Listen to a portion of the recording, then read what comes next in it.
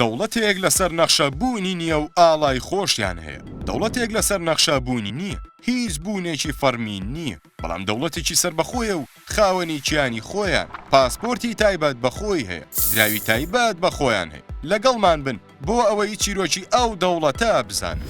سیلان ناوچەیەکی سەربازی بوو لە جەنگی جیهانی دووەمدا سەر بە بەریتانیا بوو. بەپێی داتای ساڵی 2002 27 کەس لە سیلان ژیاون. زمانیان ئینگلیزیە، سیستەمی حکومڕانیان پاشاییە، دراوی دەوڵەتەکەیان دۆلاری سیلاندیە، ئاڵا و سرودی تایبەت بەخۆیان هەیە. ڕووبەری ئەم دەوڵەتە تەنیا 4000 مەتر چوارگۆشەیە، بچووکترین وڵاتی سەرزەویە، چواردەوری بە ئاو گیراوە. ناوەکەشی هەر ئەو واتایەی هەیە. لە ساڵی 1967 پێشکەشکاری ئینگلیزی بادی ڕۆی باتس دەستی بەسەرداگرت، هەر خۆشی ناوینە. ساڵی 1970 ڕوبەڕووی کودەتایەکی سەر نەکەوتوو بووە لە ڕێگای کەسێکی ئەڵمانیەوە کە هەڵگیری پاسپۆرتی سیلاندی بوو. لە ڕێگای ئینتەرنێتەوە پاسپۆرت و نازنامە دەفرۆشێ بە خەڵکی. لە ئێستاشدا ئەمیری سیلان ناوی لیام باتسە، بەڵام تاوکو ئێستا لەلایەن هیچ دەوڵەتێکەوە دان بەم دەوڵەتەدا نەنراوە.